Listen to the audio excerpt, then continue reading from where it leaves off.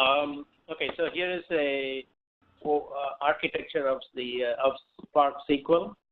At the bottom you have data sources and you have the Spark core engine, and RDDs are an integral part of Spark. Okay, and on top of that you have a new layer, which is the Spark SQL API. Okay, and the main just like RDD is an integral part of Spark core, the DataFrame API is an integral part of Spark SQL. Okay, and you can see that the DataFrame is both a generalization of RDD and an abstraction that sits on top of RDDs. Okay, and so the thing about Spark SQL is you can connect to a variety of data sources using JDBC and also ODBC connections.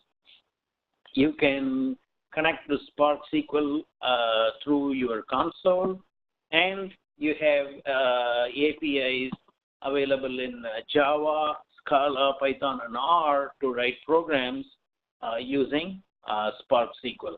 Okay, so the Spark SQL API is available currently in 4 different languages.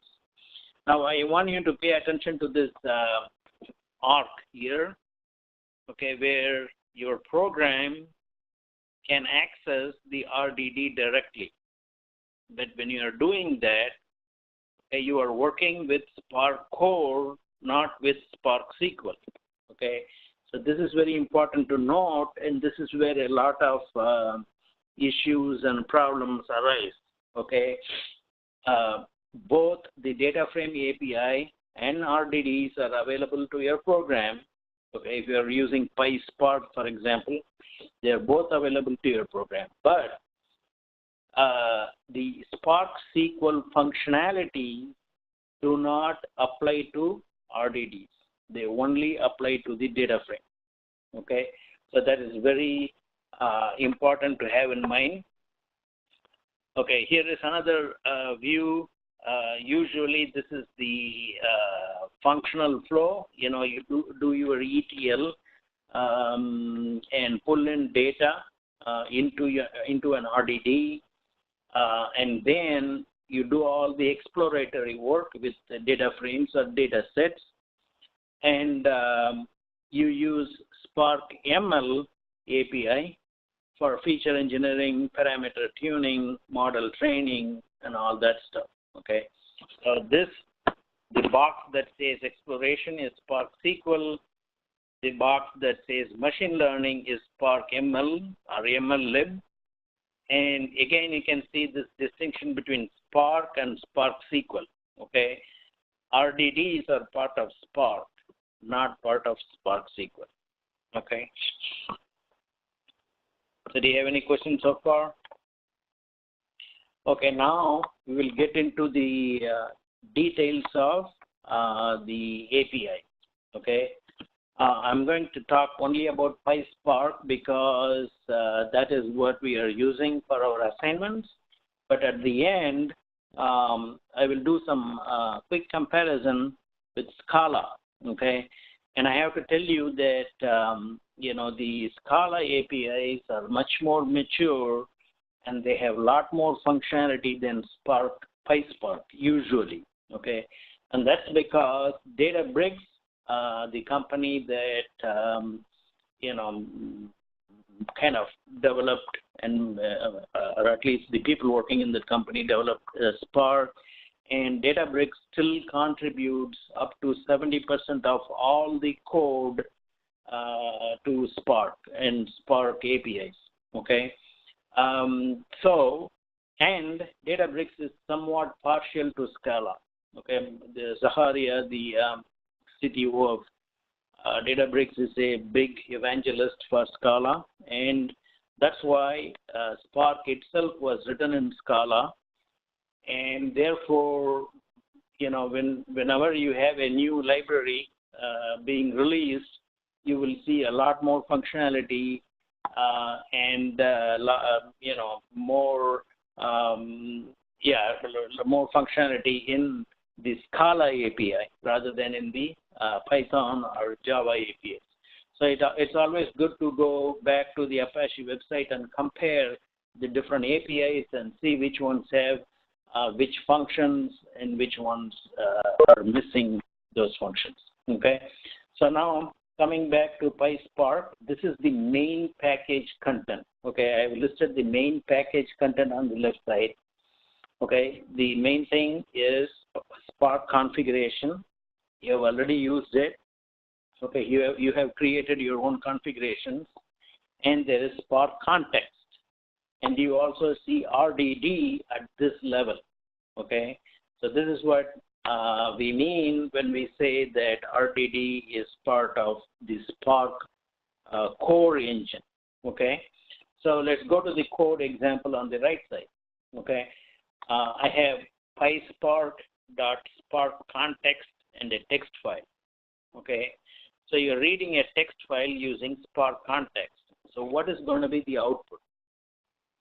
The output is going to be an RDD, okay, not a data frame. So that's what you see here.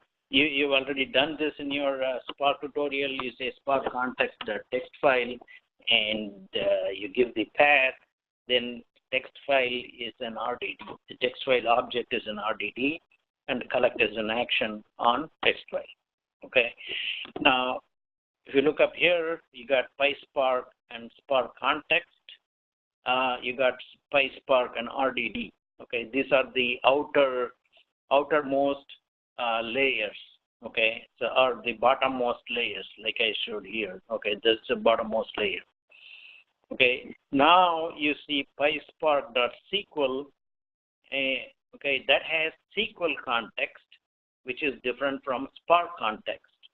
Okay, and it has data frame, which is different from RDD, but they are analogous. Okay, you got Spark context in core engine, you got SQL context in SQL API, you got RDD in the core engine, and you have data frame in the SQL API. Okay. All right. Now, when you go one layer up, okay, to the PySpark SQL API, okay, this is the content of that API. Okay. First, you have a Spark session builder. You got SQL context. You have Hive context. It is deprecated now, but just like SQL context allows you to query SQL databases, okay, in SQL language, Hive context actually allows you to directly query Hive tables, okay, using HQL or HiveQL, okay. So now these, and then you see data frame also here. So data frame solidly belongs to the SQL API, Spark SQL API, okay. So here is a code example. You have a Spark session builder, you got your configuration, and you get a Spark object. I mean, we're calling that Spark object, and you can say create data frame that's going to create a data frame, or you can say read. Okay, just like here you say a text file, you can do read, and that's going to return a data frame reader. Okay, you are not going to get an RDD here, and it is not always easy or straightforward to go from an RDD to a data frame and vice versa. You have to look at the structure of the object that you are trying to convert. Okay, so that is the main thing, and then pay attention to these two things. Actually, the three things. Okay, one is group data, column, and row. These are actually SQL columns and SQL rows. Okay, when you say this row object, okay, is so let's say you are doing a SQL query and you are getting a data set back. Okay, you got a cursor back and you are looking at the cursor and you are sequencing through it. Okay, you are taking out the data in, row by row. Okay, this row is the object that is returned with that query. Okay, returned by that query. Okay, so this is actually the SQL row and this is the SQL column. Okay, same thing with group data. If you use group by in your SQL query, okay, the object that is returned is of this form, group data, okay? And there are operations that you can do on the data frame that you cannot do on group data, and vice versa, okay? So you have to pay attention to what's on the right side of your expression, okay? What are you doing? What are you using? Are you using SQL context, or are you using Spark context? And how are you executing the query? Okay, are you using a group by? Are you just directly using a SQL query? Those things are important, okay, because they determine what type of object is returned. Okay, so this is the the Spark read is what is used most frequently. It can be combined with the JSON or even text. So a lot of different types of external data can be read into a data frame using these commands. Okay, so now that was Spark Session Builder. Okay, now you got SQL context is the same thing. SQL context also has a read, okay, that will return a DataFrame Reader. Okay, again, now you're one layer up. Okay, so you're going to be one layer up. You're going to be in this layer, and you are only working with data frames. You don't, even though this is Spark, you don't have RDDs at this layer. Okay, you can convert back to an RDD, but as I said, that is not straightforward. Okay, so that is SQL context. And now, so here's a comparison. You got your PySpark SQL types import, and you got your Spark context. Text file is being read in. My data is an RDD. You do any map on that is still an RDD. But if you start with a Spark Session Builder and you read something, then you return a data frame. Okay.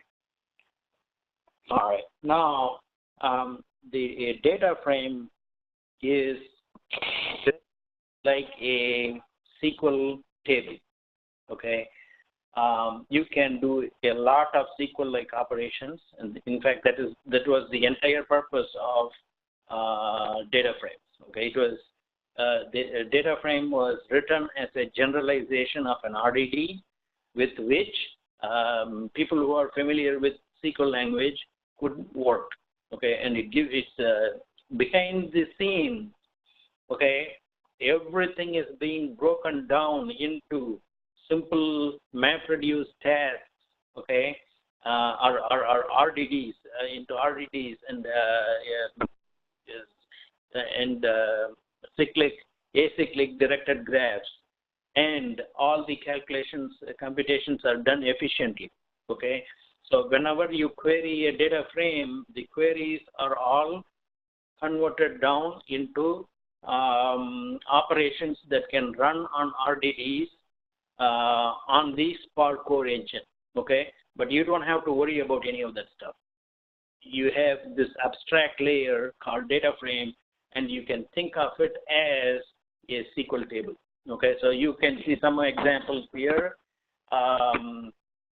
Here you're just doing a union of two data frames, data frame 1 and data frame 2, union of two data frames, and then you can filter your data.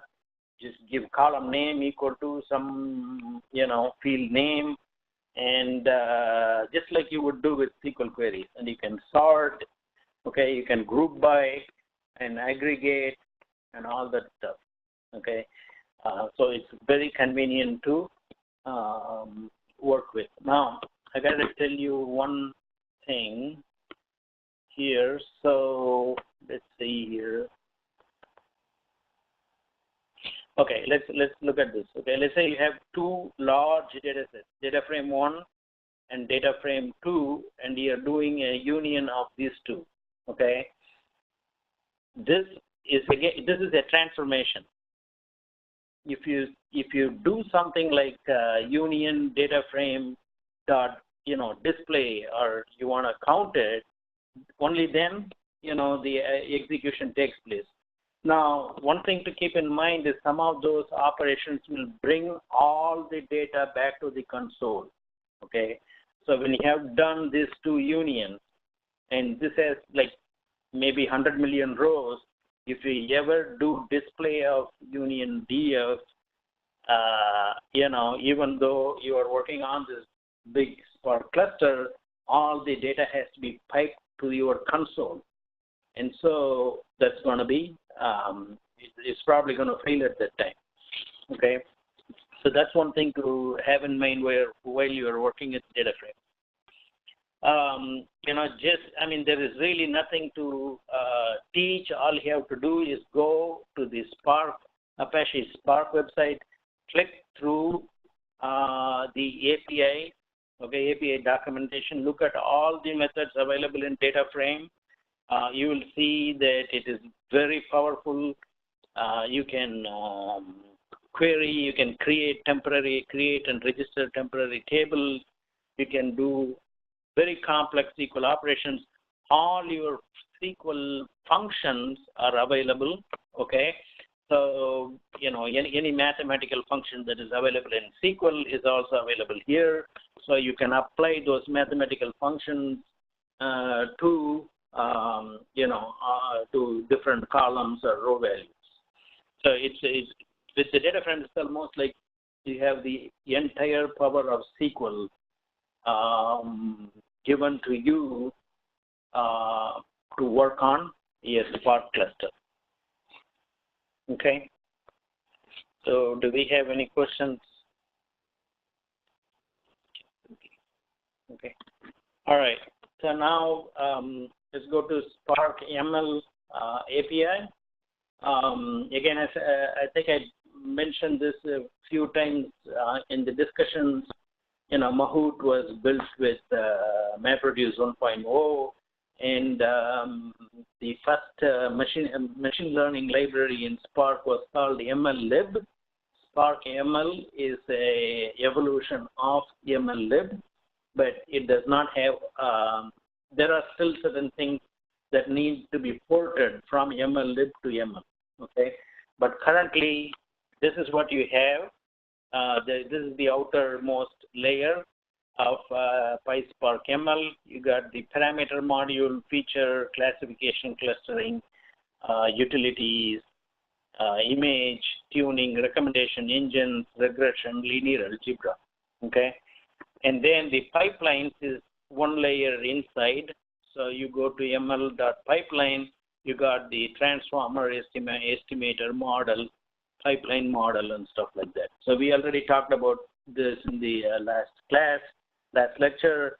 You set up your pipeline. You do, for example, if you're doing some NLP task, you take your text and you can take each line and split up the line or tokenize, and then you do some term frequencies.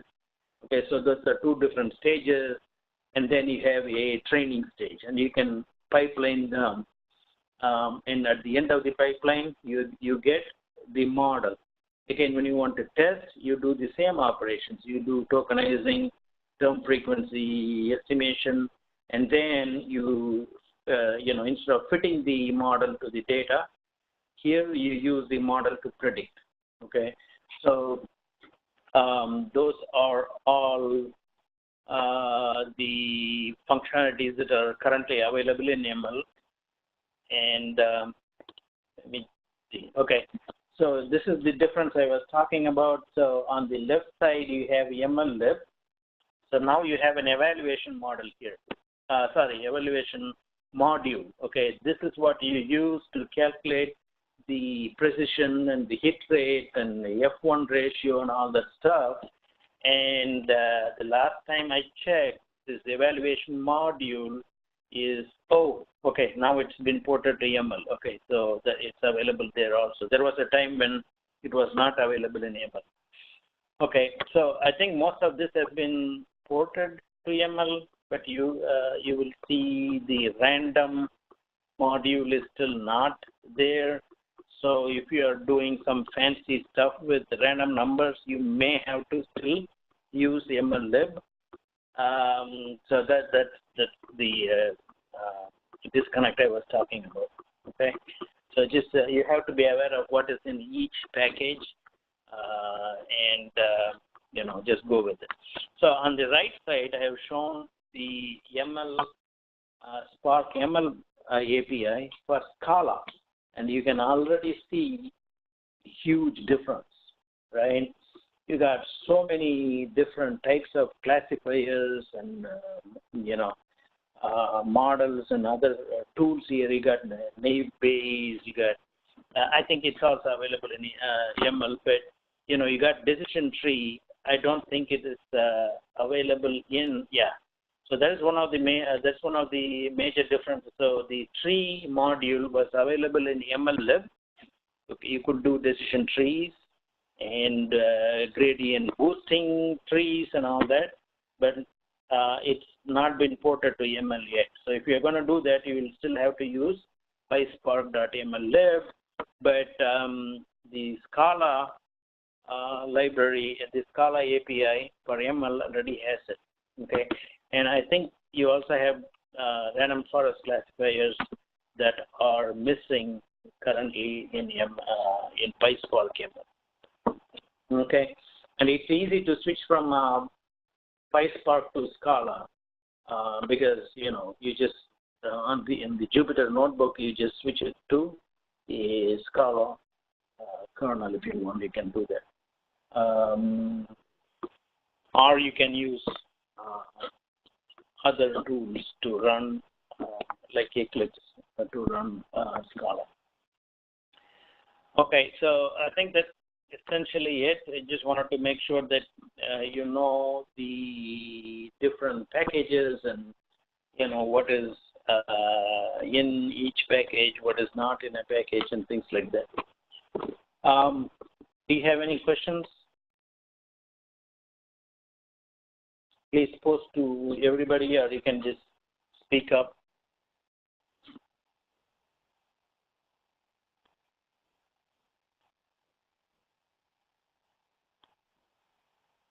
Any questions about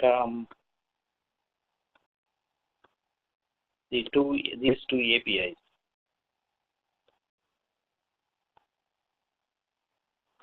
Do you have any questions about the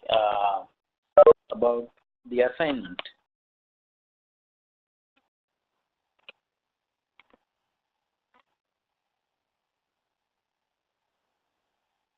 Okay, Helena, do you want to say anything about the assignment?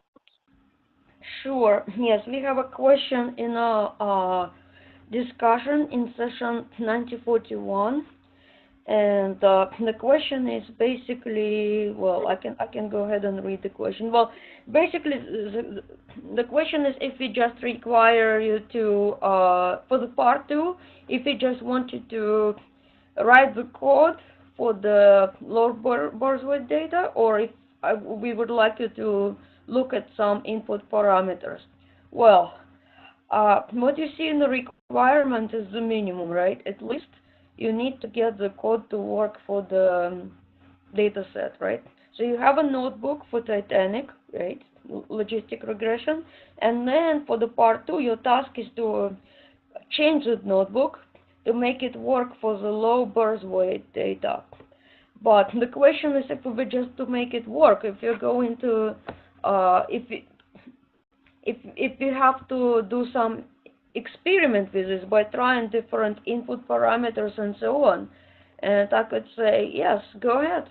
Try different input parameters, go beyond, because if you actually experiment with input parameters, it's part of the analysis. It could add value to your paper. Right? I'm not sure how to answer that question better, right, Galbat? Am I right? Yes. So, I mean, the more, what we are giving you in the instructions are, the basic minimum that you need to show. But, many of you do this very well. I've seen really excellent reports, very detailed, and you go, into depth, and we always encourage it. So, yeah, play around with the code and see, see how you can extend it in different directions. Definitely, all that is, taken into account when we grade. Yeah, it always adds value, I would say, right? But probably the good way to do it is probably you do the logistic regression, run it for the Titanic data, and then there is an ungraded exercise based. You don't need to turn it in, but it's gonna give you some leading ideas to answer some questions in analysis, because there is a question on which alternative methods would you use, right? So then you have naive Bayes notebook. You can see how the results compare, right? And then for the second part, I would recommend taking the notebook for Titanic, renaming it, importing it, and use as a starting point to do the part 2, right? So I guess that's probably the best way to do it. And also, to make it easier for you, go ahead and you may reuse your project that you created for the last assignment. But for the work, just keep in mind, if you have to do this at work, you want to start a brand new project for each assignment. You want to start a new placeholder, so to speak. But for the purpose of this, just go ahead and do it. Okay, let me see the chat question. Can you explain what this? Oh, select runtime on the instructions. Well, basically runtime should be Spark. That's all. Well, to select the runtime, when you create a project, select the runtime. This has to be basically the Spark. When you're setting up the new project, because it defaults to something else, right? It does not default to Spark. When you do that, you have to select the Spark, right? Because that's what we are using for this assignment, right? It's not, Spark is not selected by default, so you have to explicitly do it when you add the notebook. But yes, if you want to add it to existing project, go ahead. Just and make sure that you do the naive Bayes as well, so that way you can do the comparison of which method is the most accurate. But I'll tell you, you want to not only sometimes when you run the method on a training set, perhaps your accuracy could be 90, and if the accuracy on a test set is 70, there is a problem. Think about what problem you have, right? So I mean, the overfitting, so think about it. You want to compare.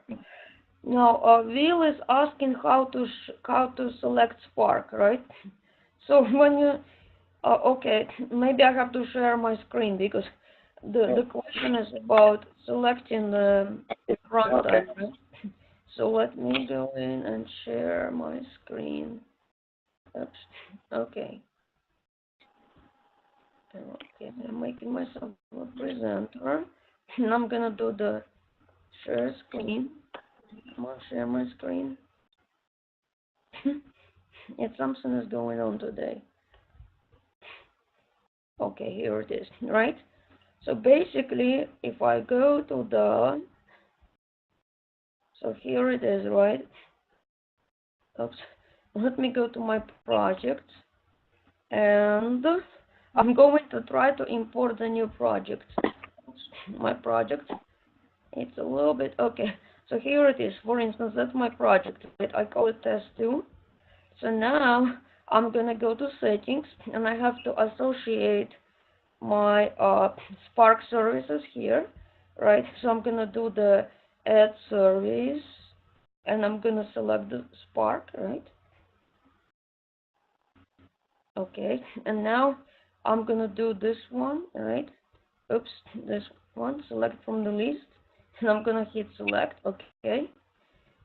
So now it's gonna take, okay, so this is my project, right? I edit this.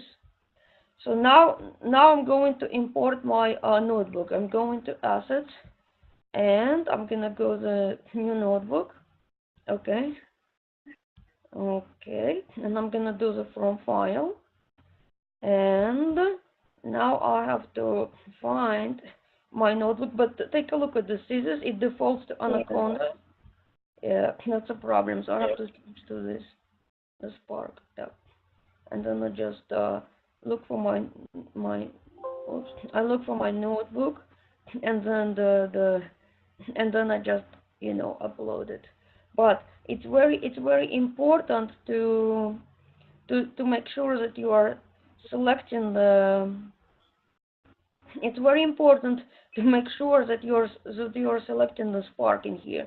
Otherwise, you will be uh, Otherwise, your notebook will be interpreted as Python 3.5 and no Spark service. So that's one of the recent changes, because before, if you added the Spark already to the project, it would default to the Spark, not anymore. So in this drop down, you have to select now. And I click Create Notebook, but this was the Spark tutorial, right? That was a Spark tutorial. But it does not matter, I just showed you the idea. Uh, what has been happening is that there have been some updates going. Oops. Okay. Well, this is my problem. That's okay. It's my problem. I see what I did wrong. Anyhow, uh, so I'm gonna go back to this here project, right? So, and this is assignment 3. Okay. So here I imported 2 notebooks. One is going to be logistic regression, another one is ungraded exercise at Titanic. So this is what you should do, right? You're going to click on it, and to run the notebook, it has to be in edit mode. But if I just click on it, I can click on this pencil, right? Edit mode. But this time, this is what I did. This time I left the cell with credentials. I made sure that it left totally empty. So nobody is going to be able to attempt even running the notebook with my credentials. But if you ever attempt to run the notebook with my credentials, you should be getting an error. Okay? Just remember that. Keep that in mind. So this one, it should be very easy. What you need to do is you just go to here, right? And you have to upload the file. In my case, I already uploaded the Titanic.csv. Watch. I put my cursor here. I do this. Insert this one, right? Now what I have to do is this. See this? This is a bucket number actually, right? So I take this, Control C, and there is only one place where I have bucket, like this, and then I just go up here and I delete this piece of code, and that's it. I should be able to run everything from top to bottom, but I'm not going to run it because some people who might be very smart, you just go and take screenshots and then put it in your So I'll leave it up to you guys to run it. But at the high level, what's happening is that you have to start from the top. In this cell in here, I'm adding my libraries. So this cell is important. Do not skip this. Right? Then here, this is the parsing function. And to help you guys, well, it's really helpful if you list your variables in here and their positions. Because, well, remember that in Python the numbering starts from 0, and that way, see, I can see that my I can see where my dependent variable is, right? So here, this is a dependent one. I want to predict if my passenger survived or not, right? So this is a parsing. And when you start working on a part 2, I would recommend you start like this. You list this, right? So the change is going to be to this parsing function. I'll tell you up front, right? So here, this is a data access, that's your credentials. Here, you are reading the data in, right? And then you're actually parsing it. Then here, you're going to split into training and test set. Well, I picked 80% and 20%, and of course, you want to try different split, right? You can try different one. Then here, you're printing the number of records in the training and test set. You're using the pipelines to build your model, right? Then you're going to you print the coefficients, but then remember it's going to be the key value pair. Output is in the key value format. Okay, so now here you're going to predict on the test data. Now I'll show you what else I did in here. This is going to print the table. It will show how many people were predicted survived, right, and predicted as not survived, and then the actual. Well, the problem is if you use confusion matrix package, the matrix is not displayed the same way as you used to see it. So this semester, this is a change. We're going to show it like this. We're going to show how many records were predicted as survived and how many records predicted not survived, and then we're going to do a separate table here to show the actual ones. And here, this is a cross tabulation. So instead of using the confusion matrix, this time we're going to do the cross tabulation. Okay, it's much easier for you to read. And here we're evaluating the model on a first we're going to evaluate it on a training set, and then we're going to evaluate it on a test set, and then we're going to look at the RAC curve, area under the RAC curve. Now remember that you want to check if the number is approaching 0.5 or if the number is approaching 1. The good model, you want the area under the RAC curve to be closer to 1, right? And you want to really see what's going on, right? And then you also going to run the naive Bayes method, right? A naive Bayes, it's an ungraded exercise, but again, it will help you answer some of the questions, right? So in your analysis, you may want to compare the results of this logistic regression and naive Bayes method, right? So remember the assumption of independence, right? That naive Bayes makes, right? So that's something to discuss in your paper, right? So I guess hopefully that will help. So you have 3 parts. The first part is Titanic data.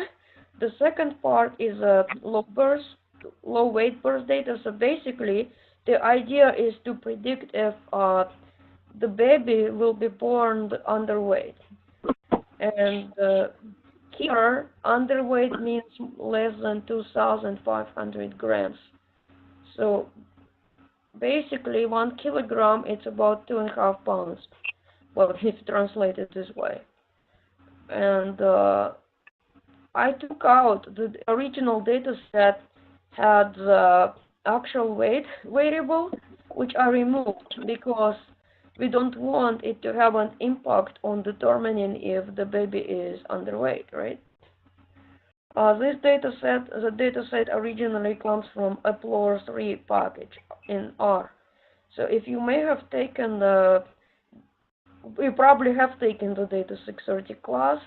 That data set I use, well, very often if I do the demo for data 630 students on logistic regression, I use that data set a lot. The low birth weight data. Yes, some of you might remember the data 630 demo. So that will give you a little bit idea about the data. But this time you're going to use it for you're going to run it in a Python notebook, right? So, but do we actually have questions? That is very good. Thanks. Are there any questions? One more thing I want to say is, if you're working on you start with a notebook and you make some progress, things break, and you're running out of time, please make sure you submit the notebook that you worked on and not accidentally submit the original sample notebook, because then I cannot give you any partial credit for the work you did. Okay, so just keep that in mind. I saw a lot of people submitting the sample notebook, and it was too late to do anything about it.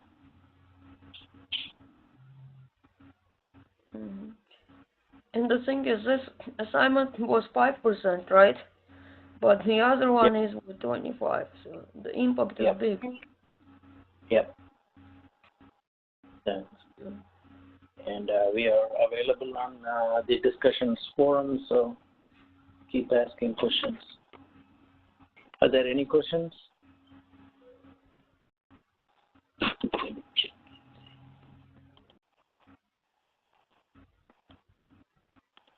I don't see any questions, Elena. Do you have any? Linesh? Linesh, do you have anything to say? Any observations? No, I think we kind of covered. I think one of the observations I know, Jerry's probably also here. He had issues with the Spark, so I hope what we covered today addressed his issue with attaching Spark with the notebook. Oh, did he try working last night during the maintenance window? Yeah, that's what I kind of asked him the question. I'm not sure. He may not have responded yet. I've not seen the message. But Jerry, if you're on the call, maybe you want to, just talk about it. Yes. Hi. Hello. Sorry. I was listening in. Yeah, I was just having the problem accessing Spark last night through IBM Cloud, and I'm going to try and jump back on in about probably 15 minutes and try it again. I was just having some serious problems. It was telling me that I could not read the storage, the access storage. Nothing was working, so I'll be trying it again in about another 15, 20 minutes. Yeah, because last night it was down for maintenance, really. Okay. No problem. One question I do have about the recording from the Sunday session, is that available online, or is that It's in the discussion where in the discussion, if you look at it, there was a post where Yelena posted the link to the WebEx, and then I responded to it. I responded with a link to recordings. Okay, great. I'll pull it up tonight. Thank you so much for this. I'm just working through it. So thank you so much, Elena, and everyone, Professor, everyone. Thank you so much. Yeah. Elena, is it not on the announcement? No. I think it's also on the announcement. No, it was not because that was not because it was like a help session. It was nothing new. That's why. But let me look at the chat. I saw something. What's that? He asked about the Sunday session, I think. Yeah. Okay. Somebody asked, where does Apache Spark 8A coming from? Well, that was the name of my service. This is a Spark service that I have added to my account. It's just a name. I have the service added in IBM Cloud, right? I have the Spark service, and then I associated that service with the project in the project settings, and that's where it's coming from. Your service looks different, yeah. So when you log into Bluemix and you look at the catalog and you need to add the services you need, so at the very top level you will see Apache. So you add your Apache service to your account first, then you associate it with the project, and then you have to associate it with your notebook. Is that right, Elena? Yes, correct. Three levels. Remember 3. You got to do it 3 times. If you have not done it before, you have to first associate. You have to first go to the catalog page, pick out Spark service, and create a Spark service for your account, and then associate it with your project and then with your notebook. Mm-hmm. Candace is asking this, do we use the same notebook for both CSV files? No. You use a Titanic. You use a Titanic.csv to run this one, right? The one I gave you. But for the other one, you have to modify the code. So you save this guy here, this one, as a copy, machine learning for Titanic. You save it as a copy, right? And then make changes to use for lower birth weight, right? So basically, Titanic.csv, you use it for this one for logistic regression, and you also use it to do naive Bayes exercise, right? These two are for the Titanic. Then for the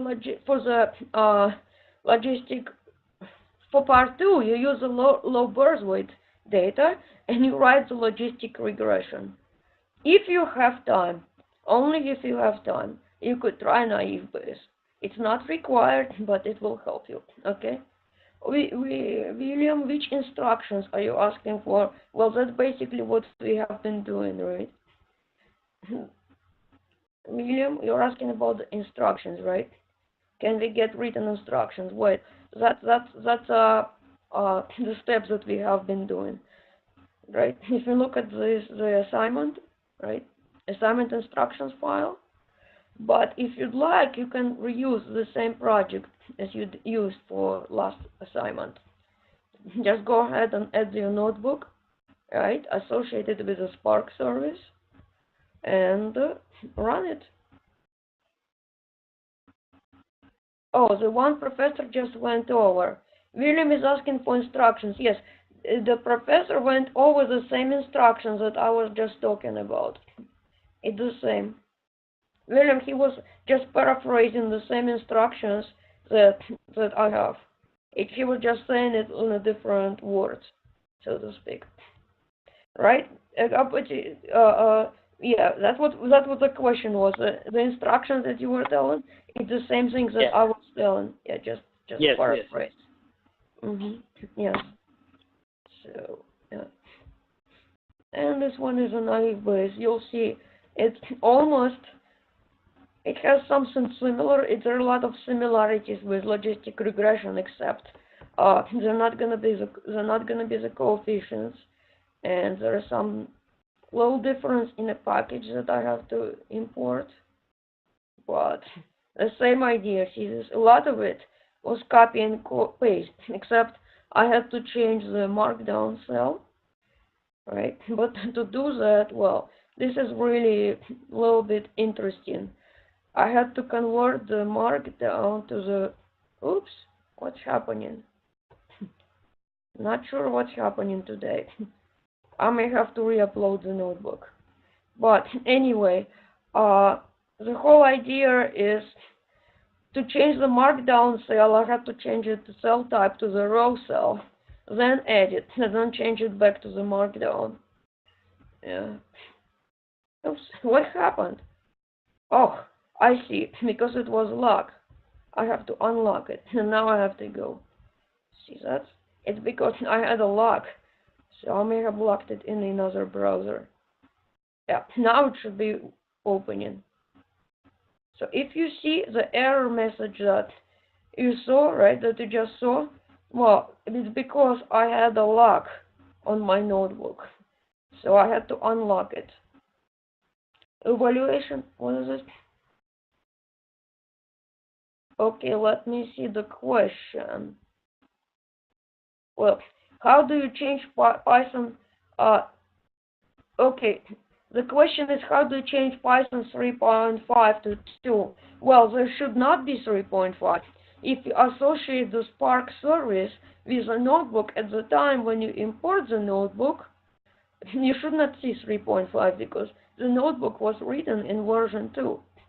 So, but if you accidentally see it, then you have to do this.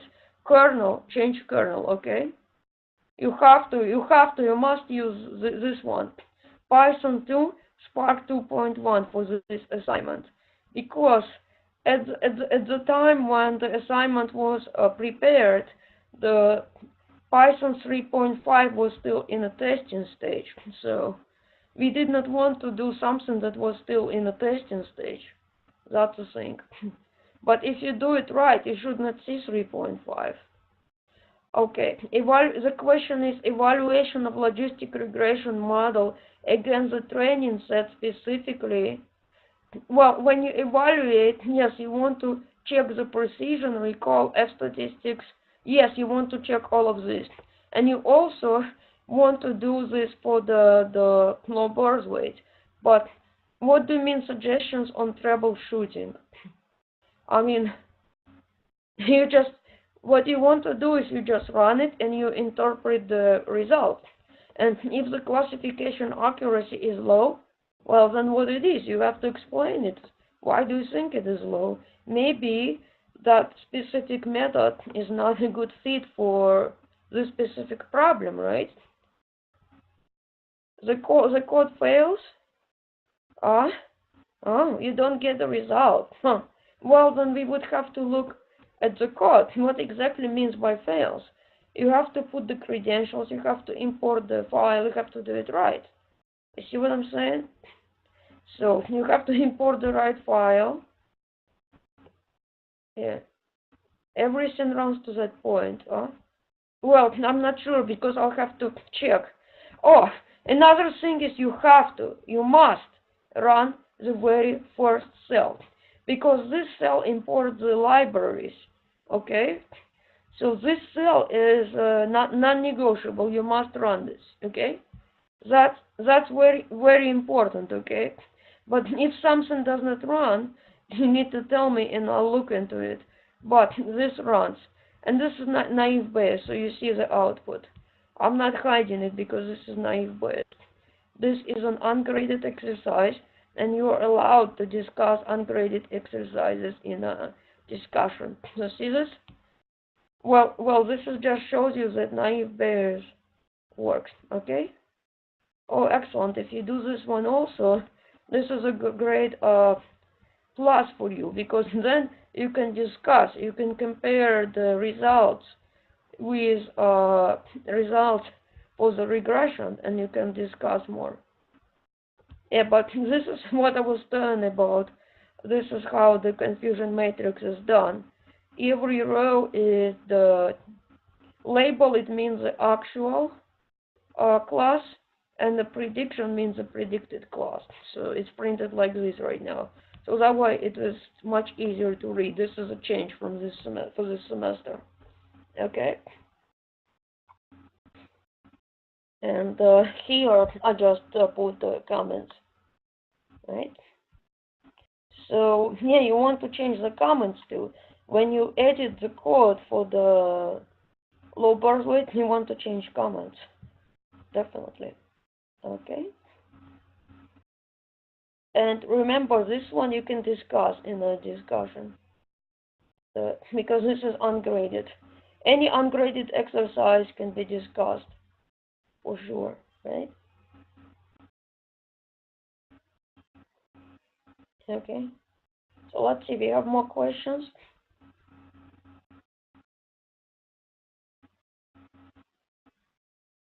Do we have questions?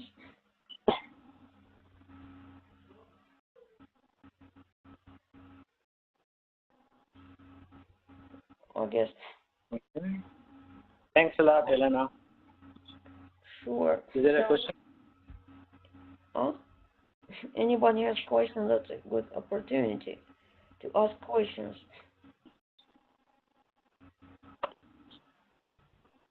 That was very helpful. Yeah. Someone said yes. I'm glad it helped. Yeah. We're trying to help, but well, I mean, people who do the work will help, but unfortunately, if somebody does not do the work, there's nothing we can do to help. So that's the thing, all right? Okay. I think that is really good. Thank you, Elena. If there are no further questions, let's just call it a day. Good. Thank you. Thank you, and I'll stop the recording. Bye.